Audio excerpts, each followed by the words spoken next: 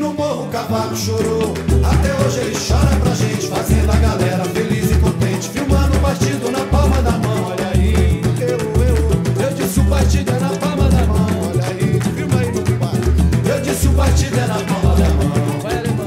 É um samba dolente que faz chorar, chorar, chorar. Um chorinho pra se aplaudir, improviso pra se versar.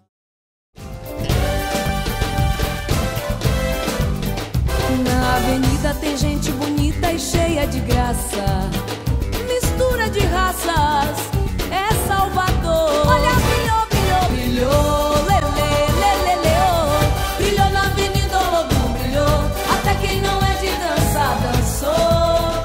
Que maravilha. Como é que eu tô aqui? Tô bem, né? Não, tô natural.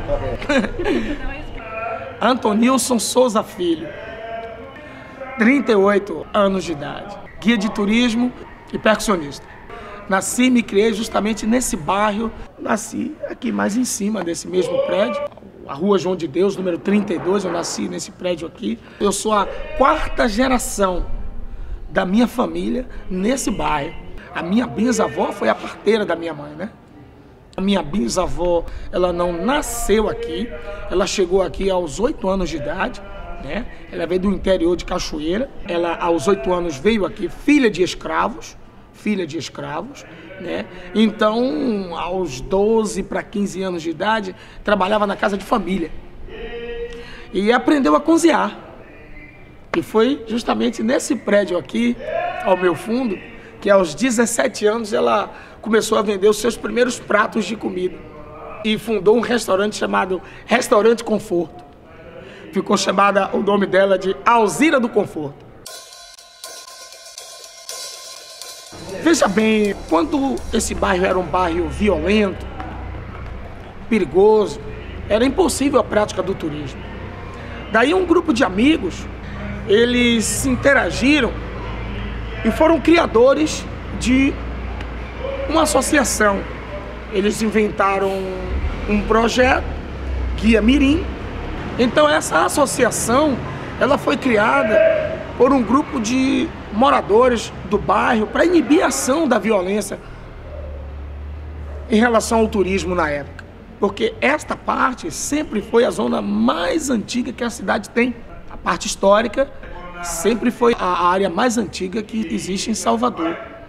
Então, na época eu já fui percussionista da banda Olodum, fui mini-mestre da banda Mirim do Olodum, mas eu sempre tive interesse pela história verdadeira. E aí surgiu a oportunidade de eu poder representar a cultura da cidade, foi aí que eu abracei com as 2 mãos e sigo representando até a data presente.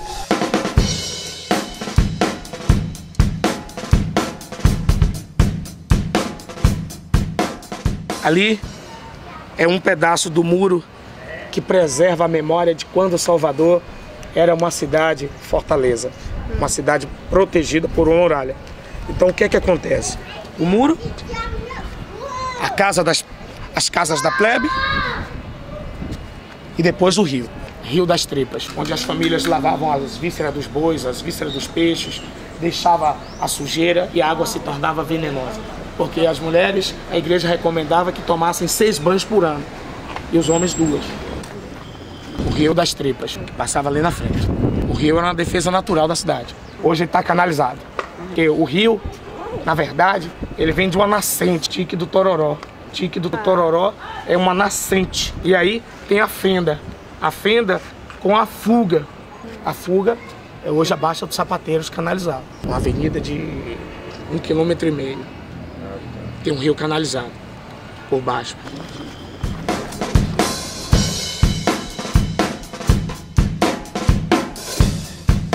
Quando você for acessar no Google, você bota assim, Cultne, não tem I, C-U-L-T-N-E, Cultne. Aí bota Artista Mirim do Olodum. Você vai me ver com 12 anos de idade regendo a banda Mirim do Olodum. Na banda Olodum, na banda Mirim, eu toquei entre 9 aos 12 anos de idade. 9 aos 12. Eu fui mini-mestre da banda. E aos 13 anos eu comecei a me interessar pela história. Eu acompanhava os grupos de turistas que adentravam Pelourinho, o bairro na época, e eu sempre gostei de ir atrás dos guias que explicava toda a história, e nesse tempo eu comecei a me interessar. E aí então eu abracei a carreira de guia.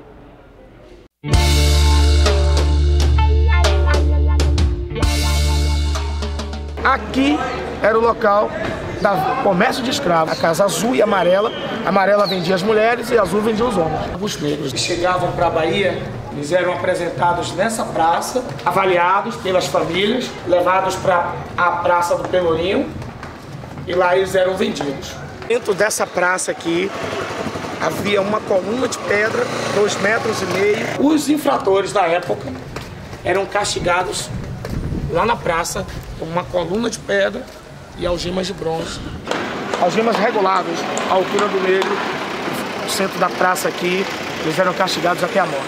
De 1565 a 1870, 132 mil negros foram mortos nessa praça aqui.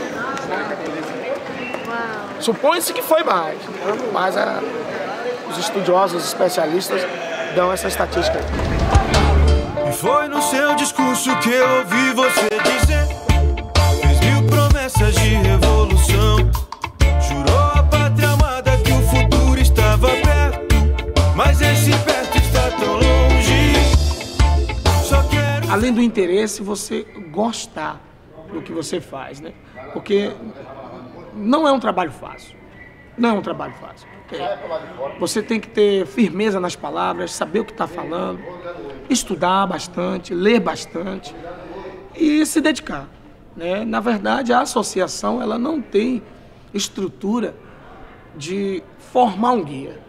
Você estuda particular, você vai, faz os seus cursos de turismo nas escolas competentes, aí você volta preparado e então você já está apto a ser um guia. Como eu, né, nasci e me criei nessa zona, ficou um pouco mais fácil. O pessoal já conhecia a minha família, sabia também que eu era um garoto bem articulado, né? bem solto, e aí me encaixaram nesse grupo. E os guias fundadores, eles me abraçaram porque eu sou considerado, entre eles, o guia caçula. Eu sou o último guia da geração do antigo bairro Maciel Pelourinho. Me adotaram como guia caçula. Dos guias, os fundadores, uma boa parte já faleceu, né? Uma boa parte já faleceu. Os que estão são entre 9 a 15, de 40 fundadores. Agora, existem mais guias da mesma associação, são em torno de 92. Mas fundadores, precursores, os criadores do projeto, hoje tem em torno de entre 9 a 15. E eu sou um deles.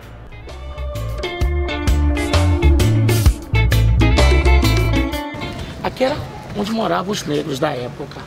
Aí é o subterrâneo, né? Aí é o subsolo da casa, né? Pode ver que a gente está abaixo do nível da rua. Sofreu uma alteração em função do museu que foi implantado aí, o Museu Tempostal. Ali por onde eles saíam, porque eles chegavam naquela casa ali rosa e saíam ali, homens e mulheres, de um lado, mulheres do outro. Aí vinham pra cá. Aquele dia, olhando a TV e vendo um pouco, ouvi sua palestra a tarde inteira, mas aí... Salvador foi capital por mais de 200 anos, né? Então, eu sou do tempo do turismo ignorante, quando não havia a internet, quando não havia esse número de agências. Está assim uma coisa bastante complicada hoje, porque as guerras entre as agências são desonradas, né? Não é uma competição sadia, é uma coisa desonrada. Quando a agência me contrata para eu fazer um apanho no aeroporto, eu já tenho que vir, antes dele adentrar o hotel, eu já tenho que vir vendendo os outros opcionais. Porque as agências não querem uma pessoa para fazer o apanho, deixar no hotel e depois fazer o city tour histórico na cidade. As agências hoje buscam o capital. Então você tem que ser um vendedor. Aquele representante da empresa que pode vender os passeios, que pode vender os pacotes. Essa parte da intelectualidade, essa parte cultural, hoje é uma coisa muito seletiva, uma coisa muito individual de cada profissional. Infelizmente, é. Salvador é um polo turístico que oferece opções grandiosas. E se o turista não se organiza, ele acaba não tendo o que fazer muito em Salvador.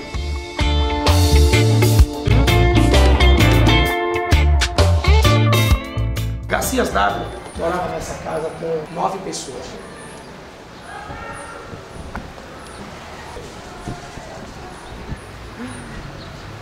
Aqui, nessa senzala, moravam 82 negros para cuidar da casa, fazer o trabalho braçal, limpeza, comida, porque uma pessoa era vestida por 5. E aqui era o local do castigo. Na época que os negros moravam aqui, havia um feitor, que era um outro escravo, que castigava, né, os infratores para impor respeito. O símbolo de justiça da casa na época. Em 96, a Denise Milan ganhou permissão do governo para criar aqui um monumento em cima do tema Pelourinho, mas que não fosse tão hostil, que trouxesse lembrança ruim. Então foi o que ela fez. Ela deu uma melhorada no local e denominou de Redenção do Pelourinho.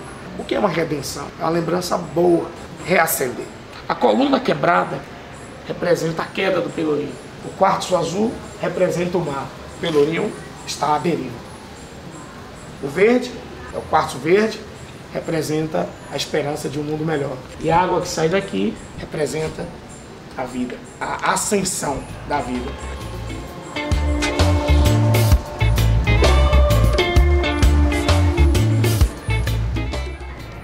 Salvador hoje tem aproximadamente 4 milhões de habitantes. Salvador, né? A violência em Salvador está muito grande, tá?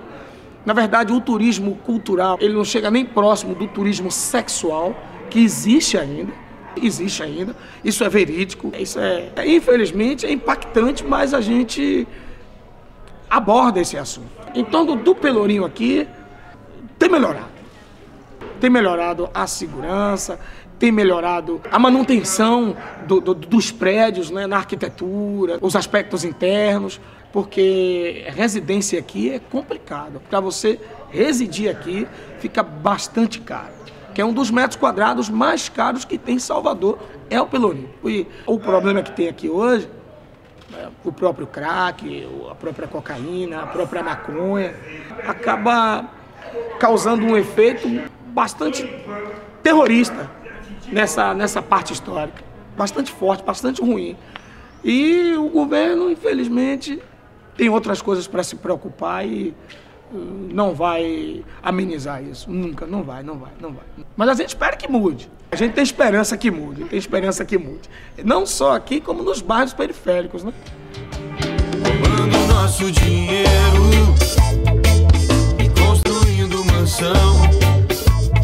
Sua roupa íntima agora é a chave pro cofre da corrupção.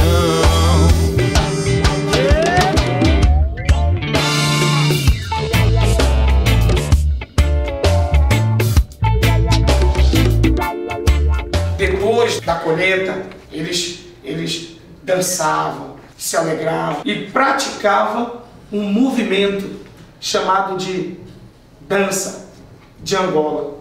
Mas eles tinham que se defender das tribos rivais. Então aproveitavam esse movimento da dança de Angola para praticar a luta, uma forma de autodefesa.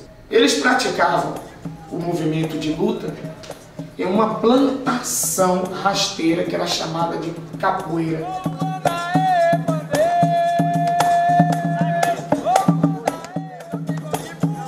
Veja bem, a história disso aqui foi criado através de muita dor, muito sofrimento, mas que as pessoas hoje procuram camuflar isso.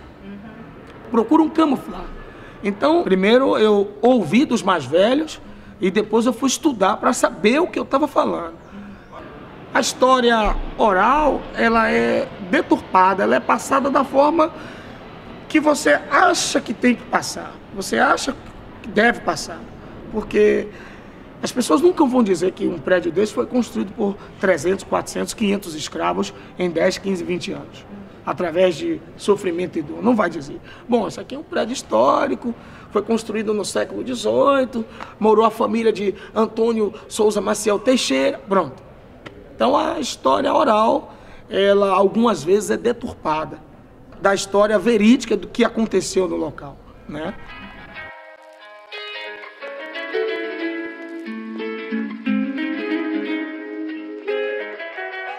Essa palavra terreiro de Jesus. A palavra terreiro é oriunda do latim. Significa terreno, terra, local, área, lugar, espaço. De Jesus, porque a predominância aqui era dos jesuítas. Igreja, escola de filosofia. Então aqui quem dominava eram os jesuítas. 70% das famílias que moravam aqui eram devotos aos jesuítas.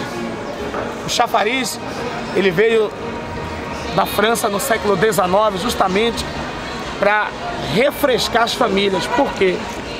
Funcionava vapor hidráulico, a água quando subia, o vento batia e respingava a água nas pessoas, que se tornou isso aqui o ponto de encontro da alta sociedade. As pessoas que conversavam aqui, que prosavam aqui, tomavam aquela brisa da água para ficar mais fresco. Primeira fonte de água potável no Brasil. Ele data de 1859. As figuras humanas que estão ali embaixo representam os rios que banham a Bahia: Jequitinhonha, Pardo, Paraguaçu e o São Francisco. Em cima tem a figura feminina de uma mulher, de uma deusa, chama deusa Ceres, que é a deusa, né, do cereal, em abundância. Por isso que embaixo dela tem lá o trigo, o cereal lá, a deusa Ceres.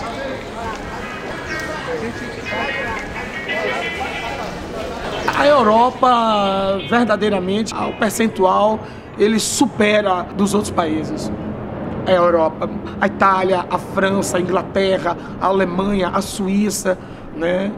A Espanha, verdadeiramente o europeu ainda predomina nesses aspectos de numerosidade turística em Salvador.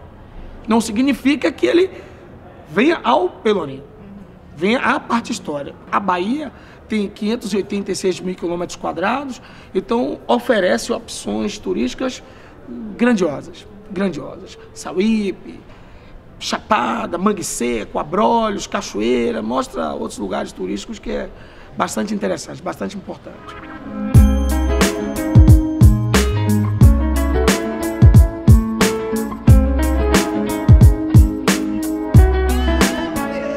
Esse equipamento era doado ao negro de bom comportamento na casa.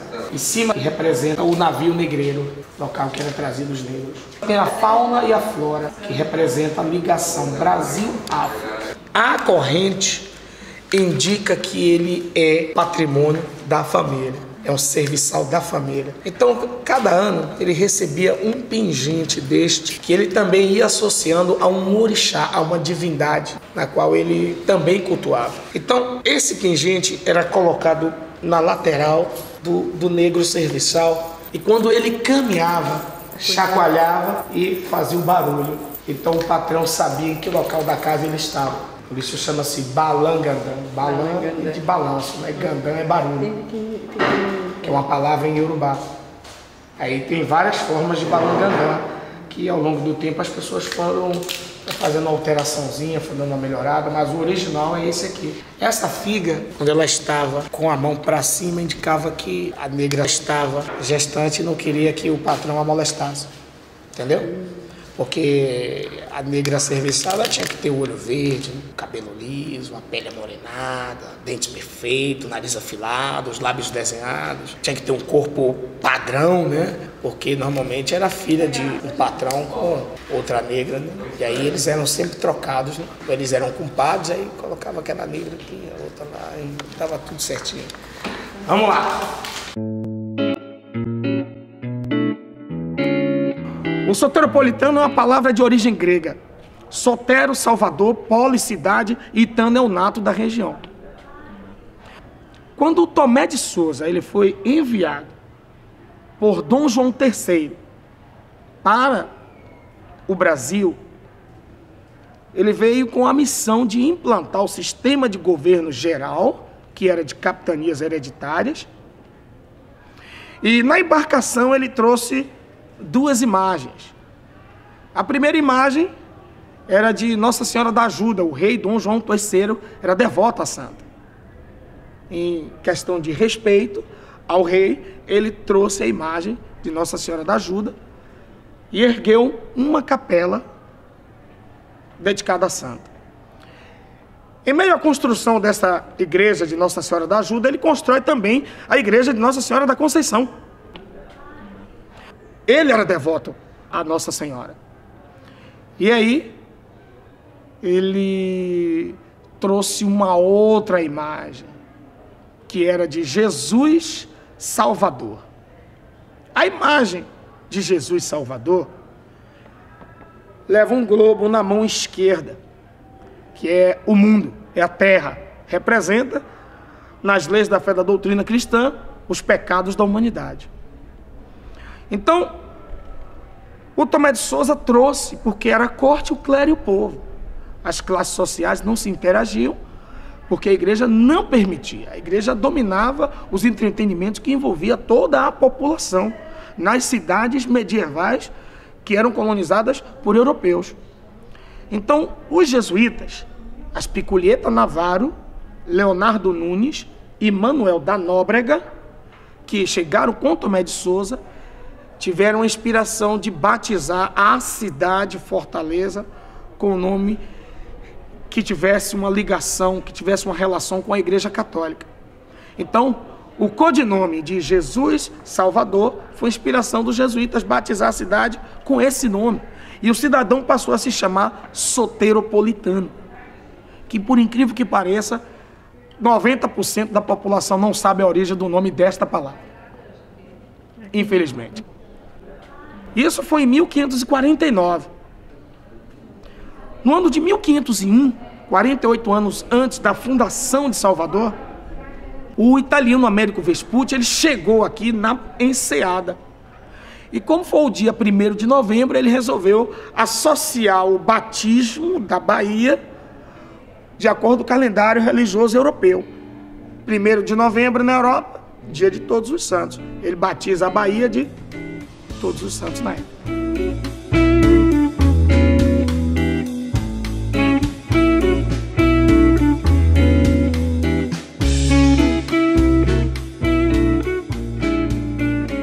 Veja bem, meus planos para o futuro no turismo é me organizar mais, né, e crescer meus negócios empresariais no turismo. Na minha vida familiar, graças a Deus, está tudo organizado. Graças a meu bom Deus. Isso aqui é minha prioridade. O Pelourinho é minha prioridade. Salvador, para mim, Antonilson, né? Souza Filho, para mim, Salvador, ela é um paraíso. Para mim, é um paraíso. Que é dessa cidade que eu sobrevivo, é dessa cidade que eu tenho a minha família, é nessa cidade que eu tenho meus amigos. Então é nessa cidade que, para mim, é tudo uma maravilha. É tudo de bom. Salvador. Salvador.